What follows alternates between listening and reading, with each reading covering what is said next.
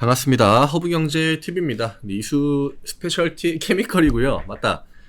제가 댓글에 달아주신 거를 정말 오늘 아침에도 보고 장중에도 한번 보고 전날 또 저녁 시간에 퇴근하기 전에도 보고 했는데 너무 많이 달아주셨더라고요. 그래가지고 그 후보들을 쭉 봤거든요.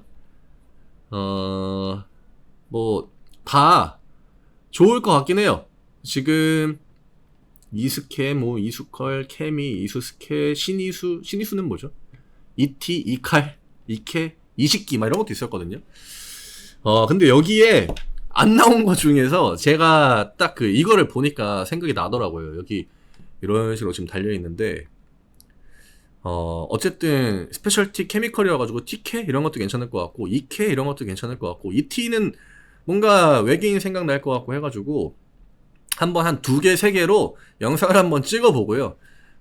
가장 좀 편하고 들으실 때도 뭐 그렇게 이상하지 않다라고 이야기를 해주시면은 그걸로 하겠습니다. 일단 오늘은 2K로 한번 해볼게요. 네. 그래서 어쨌든 오늘 시장은 뭐 다들 이제 보셨겠지만 전날에 미장이 많이 밀렸고요. 근데 개파락이 나오고 그냥 좀 반등의 구간, 전약 구간의 패턴이 나왔다라고 봐야겠죠. 그리고 뭐 금리라는 FOMC라는 같은 이슈로 사실 뭐 2번이 막 그렇게 강하게 뭐 2번, 3번 밀릴 만한 그런 구간도 아니었고 제가 이야기를 드리겠지만 어쨌든 그냥 예상할 수 있던 그런 악재 아닌 악재라고 봐야겠죠. 그리고 지금 문제는 사실 심리고요.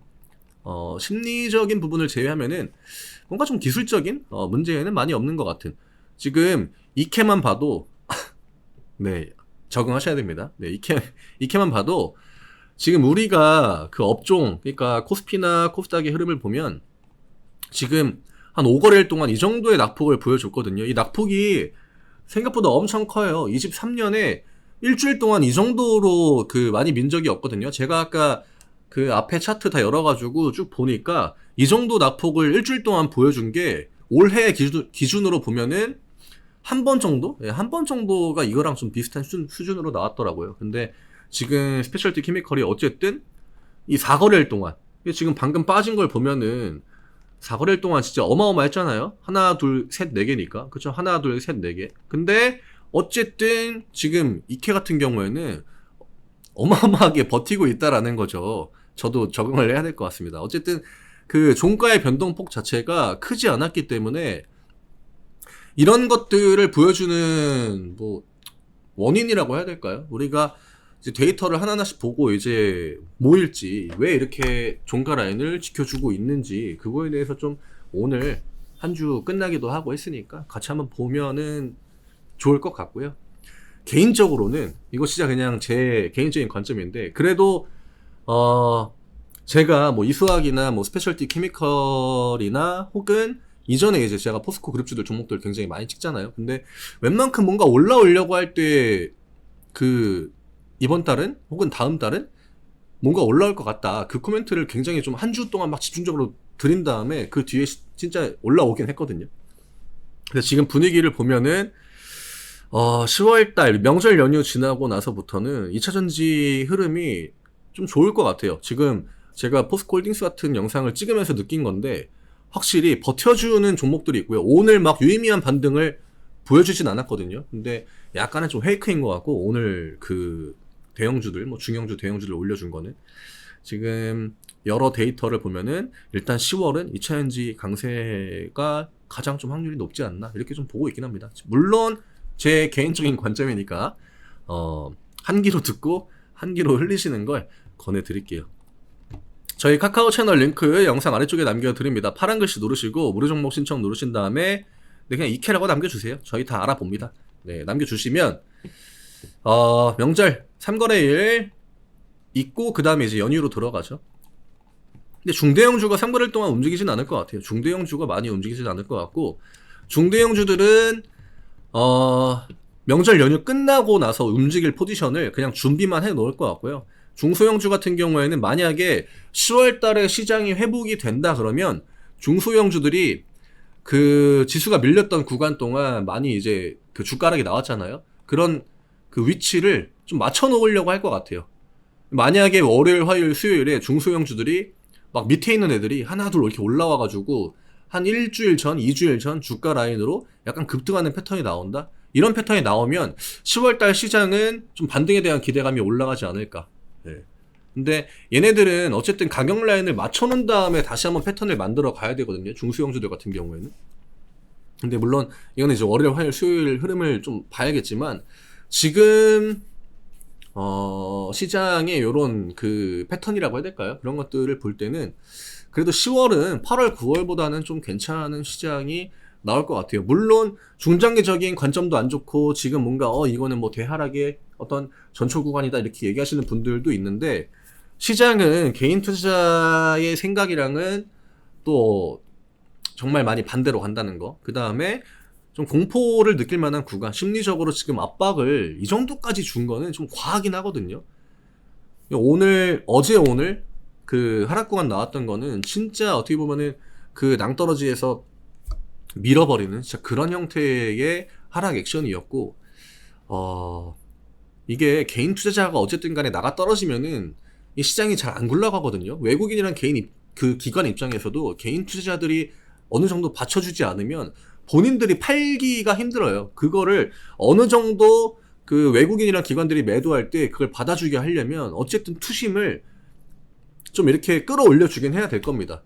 걔네들도 어차피 주식을 싸게 사가지고 비싸게 팔려고 하는 똑같은 주체예요. 개인 투자자나 외국인이나 기관이나 목적은 똑같다라고 하는 거죠. 저렴하게 사가지고 비싼 구간에서 파는 거. 그래야 계좌에 수익이 남는 거죠. 뭐 외국인이랑 기관이라고 해가지고 계좌 없이 뭐 주식 하겠습니까? 그죠? 걔네들도 다 우리가 요즘에 이제 딱 열었을 때 그 마음 한켠이 좀 쓰리고 그런 계좌들 다 걔네들도 있어야 걔네들 포트폴리오도 있고 이번 주 외국인이랑 기관들의 포지션이 정말 좀 되게 타이트하게 나오긴 했지만 이제 얼추 이 정도면 좀 많이 팔지 않았나 생각도 들고 좀 굉장히 힘들었던 시장은 맞죠. 예, 힘들었던 시장이고 일단은 이케 데이터를 좀 보도록 하겠습니다. 그래서 제 개인적인 관점은 10월 달에는 이케가 한번 액션을 좀 보여주지 않을까. 오늘도 연기금 또 퐁당 해가지고 하루 걸러서 매수가 좀 들어왔고요. 그 다음에 외국인들 포지션도 나쁘지 않았고 오늘 다만 키움 쪽에 매수가 조금 들어오긴 했거든요. 근데 이 정도는 뭐 사실 그렇게 지장을 주는 그 정도의 숫자는 아닌 것 같고 가격 라인은 계속 그 자리입니다. 지금 종가 라인으로 22만원을 넘지는 못했는데 지금 윗꼬리들은 쭉 나오고 있거든요. 이때도 고가가 22만 4천원, 그 다음에 23만 3천원, 오늘 22만 500원. 지금 시장이 계속적으로 밀림에도 불구하고 얘는 22만원, 뭐 23만원까지 올렸다가 시장 밀리면은 윗꼬리 달고 올렸다가 또 밀리네, 윗꼬리 달고 결국 계속 같은 자리에서 약간 좀 뭐 대기를 하고 있다고 해야 될까요? 약간 요런 포지션을 잡아주고 있거든요. 얘가 만약에 지금 나는 글렀습니다 하고 맥없이 빠질 거였으면은 사실 수요일, 목요일, 금요일 중에 한 번은 하단으로 액션을 좀 저는 줘야 됐다라고 생각을 하거든요. 근데 그 액션이 나오지도 않았고 심지어 외국인이랑 기관들은 계속적으로 매수 포지션을 잡아줬고 그리고 이전에처럼 이케 같은 경우에는 철저하게 그 개인 포지션을 따라가진 않거든요. 상장 초기랑은 지금의 움직임이 확실히 좀 다른 부분들이 있긴 해요. 이런 패턴들이 이전에는 거의 나오지 않았기 때문에 만약에 여기에 찍혀있는 그 기관이 금투에 그대로 찍혀 있었다라고 하면은 기존의 관점을 그대로 유지하는 게 맞아요. 왜냐? 금투 같은 경우는 우리가 메이저라고 보지도 않고 얘들은 그냥 들락날락한 애들이니까. 근데 어쨌든 연기금에서 들어오고 있단 말이죠. 근데 연기금 애들은 정말 기관 중에서도 가장 메인이에요. 우리나라 그 시장에도 영향을 많이 미치고 기관 중에서도 가장 입김이 강한 애들이기 때문에 연기금과 뭐 기타 법인 이런 애들이 지금 같이 포지션을 잡고 들어오는데 이런 부분들은 계속적으로 제가 이야기 드리지만 기대감을 올릴 수 있는 데이터다. 그리고 이제 조금씩 본격적으로 약간 중형주, 대형주 느낌의 그 수급 패턴들을 보여주고 있거든요. 그래서 저는 이번에 하락 사이클을 보면서 이케를 볼 때마다 이거는 되게 좀 긍정적인데 혹은 기대감이 좀 더 올라가는 거 아닌가 이 생각을 계속 했습니다. 이제 중요한 거는 개인 투자자들의 유입만 좀 덜 들어오면 돼요. 그리고 요걸 보면 아시겠지만 이게 잠시만요. 요거 누르면 오늘 어차피 금요일이니까 저도 굉장히 좀 체력적으로도 많이 좀 힘이 빠진 상태고 천천히 좀 같이 한번 볼게요. 네, 좀 지루하실 수도 있겠지만 끝까지 봐주시면 그래도 흐름을 파악하는 데는 많은 도움 되실 겁니다. 이 기간을 한 20일 정도 보면은 그쵸, 이게 키움 창구로 지금 8월 28일부터 9월 22일 거의 한 달이죠. 한 달 동안 키움 창구로 얼마나 매수가 들어왔는지 그 종합적으로 보여주는 거거든요. 그러면 지금 최근에 요 한 달 8월 22일부터는 어쨌든 간에 키움 쪽에서 물량이 들어오진 않았습니다. 오히려 25,000주가 나갔죠. 25,000주가 적은 숫자가 아니에요. 지금 이것도 한 달 기준인데 8월 22일부터 연기금이 산 게 17,000주거든요. 근데 요것도 금액적으로는 어쨌든 유통 주식이 작기 때문에 좀 크다라고 볼 수 있는 부분이고, 키움 쪽에서 매도가 나간 것도 저는 적은 수량은 아니다라고 생각을 합니다. 여기에 찍히는 빨간불, 파란불 이런 거랑은 조금 개념이 다르긴 해요. 찐 어떤 개인 투자자, 외국인이랑 기관들이 키움 창구로는 거의 매매를 안 해요. 얘네들을 그 주로 쓰는 창구들이 다 있기 때문에 대표적으로 프로그램 같은 애들, 외국인 같은 애들은 우리나라 그 증권사 중에서는 신한을 가장 많이 씁니다. 신한이 그 외국인들한테 약간 뭐 혜택 아닌 혜택이라고 해야 될까요? 그 다이렉트 회선 같은 거 이런 거를 잘 줘요, 거래소에다가. 그래서 외국인들이 신한 창구를 많이 쓴다라고 하더라고요.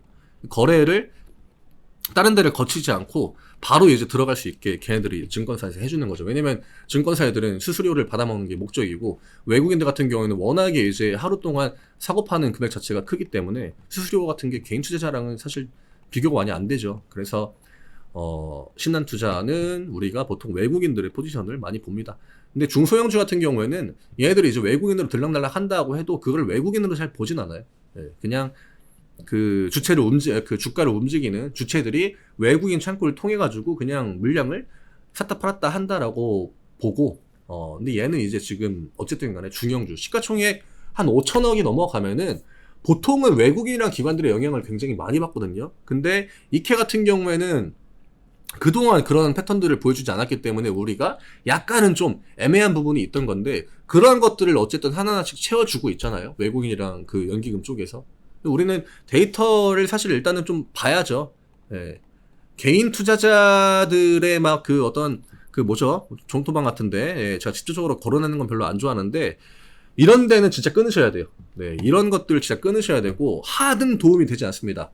제가 종토방 같은 걸 확인할 때는 뭔가 개인 투자자가 많이 있으면 안 되는 시기인 것 같은데, 그럴 때 딱 들어가 봤는데 글이 막 하루에 막 3페이지, 4페이지씩 올라온다. 물론 이거는 시가총액의 규모나 그런 거에 따라서 그 하루에 이제 올라오는 글의 개수가 다르겠지만, 어쨌든 뭔가 글이 너무 많다, 과하게 많다, 예상했던 것보다 너무 많은 글이 짧은 간격으로 올라온다, 이러면 아직 개미탕인가? 약간 이런 생각을 하거든요. 근데 이게 굉장히 신뢰할 만한 데이터긴 해요. 제가 이런 것들을 본 지가 거의 한 8년, 9년 된 것 같은데, 진짜 안 가는 종목들은 언제 가도 개인 투자자들이 그 글이 올라오는 속도가 굉장히 어마어마합니다. 근데 뭐 중형주, 대형주 같은 경우에는 워낙 이제 시가총액도 크고 하다 보니까 뭐 다 비슷하긴 한데, 어쨌든 개인 투자자들이 줄어드는 거, 이런 것들은 이후에 주가가 반등의 흐름을 가져갈 때 플러스 되는 부분들이 굉장히 많다라고 하는 거예요. 이게 가장 좋은 시나리오를 우리가 생각을 하면은 나중에 그냥 대표적으로 반도체 같은 종목들 있잖아요. 제가 그냥 예전에 찍었던 종목들 보면은 뭐 기상캐스나 이런 거, 이게 명확하게 기관들이 파니까 주가 밀리기 시작하고 얘네들이 살 때 상승 구간 만들고, 그쵸? 요런 흐름을 이케가 보여주면은 사실 대응하기는 굉장히 좀 쉬울 거예요. 근데 이케 같은 경우는 아직까지 그 정도 레벨, 저 정도 레벨까지 올라가진 못했거든요. 근데 두태도 시가총액이 7천억이에요. 근데 지금 이케 같은 경우에는 시가총액 1조 2천억이거든요. 그러니까 저런 형태로 좀 가야죠. 그래야 진짜 좋은 기업들에 대한 주가 반영이 잘 됩니다. 외국인이랑 기관들은 그런 것들은 그래도 좀 철저하게 반영을 해주거든요. 그래서 10월 달을 좀 기대해봐도 될 것 같다. 사실 이 이야기를 드린 겁니다. 만약에 정말 양시장, 우리나라 시장, 뭐 미국 시장이 와르르 무너진다라고 하면은 그거는 뭐 업종이나 이런 거 구분 안 하고 밀리긴 할 거거든요. 근데 그 패턴만 나오지 않으면, 시장이 그냥 버텨주는 움직임만 나오면은 2차 전지가 다시 한번 좀 움직일 타이밍이 되지 않았나. 그리고 스페셜티 케미컬, 어쨌든 이 이케가 보여줬던 이 캔들, 저는 이 구간이 굉장히 좀 의미가 있다라고 생각을 하거든요. 얘를 기준으로 보면은 어떻게 보면은 여기 앞에 구간과 이 뒷구간의 흐름이 달라질 수 있다라고 하는 거겠죠. 근 두 달 동안 빠지고 지금 상한가 한번 나오고 한 달 동안 조정인데 여기에서 한 달 동안 이제 반등 흐름을 보여주면은 이 다음에는 다시 한번 상승 사이클을 이어갈 수 있는 그런 좀 차트 흐름이 나올 수도 있다라고 하는 거, 이 정도 참고해 주시면 될 것 같습니다. 오늘 이것저것 굉장히 또 말이 많았는데 저도 빨리 퇴근하고 싶지만 이게 하다 보면은 계속 나와요. 그리고 이것도 얘기해 줘야 될 것 같고 이것도 얘기해 줘야 될 것 같고 뭐 또 월요일 시장 되면은 또 할 얘기가 많이 있을 겁니다. 그래서 참고해도 되겠다 하는 부분들을 참고해 주시면 될 것 같고요. 전체적으로 요약을 하면은 그냥 긍정적인 흐름이 이어지고 있다. 우리가 긍정적으로 봤던 데이터들이 오늘도 그대로 유지가 됐다. 그리고 이런 흐름이 나온다라고 하면은 어떤 시장의 어떤 풍파를 우리가 잘 헤쳐나오지 않았습니까? 그러면 명절 연휴 끝나고 10월 달에 대한 기대감을 조금은 더 올려봐도 되지 않을까. 그리고 이 뒷구간에 움직임이 나오면은 제가 볼 때는 좀 크게 갈 것 같아요. 예전에 그 성일하이텍이라고, 이거 너무 길어지는데? 성일하이텍이 이런 흐름 보이고 뒷구간에 이제 그 상승 사이클을 만들긴 했거든요. 근데 지금 앞에서 보여줬던 파워는 약간 좀 비슷합니다. 그리고 성일하이텍도 기관들이 어쨌든 간에 주가를 올렸던 종목이고, 뒤에 물론 뭐 조정이 얘는 4달 나오긴 했지만 이때는 그 연말에 시장 밀릴 때여가지고 지금이랑은 그 배경이 좀 다르다. 예, 다만 이런 뒷구간에서 움직임이 나오면은 확실히 전고점을 넘어가는 액션들도 꽤 잘 나온다라고 하는 거죠. 네, 이런 것들 한번 봐주시면 될 것 같아요. 너무 길죠? 죄송합니다. 저희 카카오 채널 링크 요거 누르시고 무료 정보 신청 누르신 다음에 네, 이케라고 남겨주세요. 명절 연휴 전에 저희랑 같이 매매 깔끔하게 하고 점검할 거 있으면 같이 점검하고 연휴 보내시러 가면 될 것 같습니다. 저는 내일이 아니죠. 네, 월요일 날 인사드리겠습니다. 너무 긴데도 끝까지 봐주신 분들 정말 또 감사드리고 주말 잘 보내세요.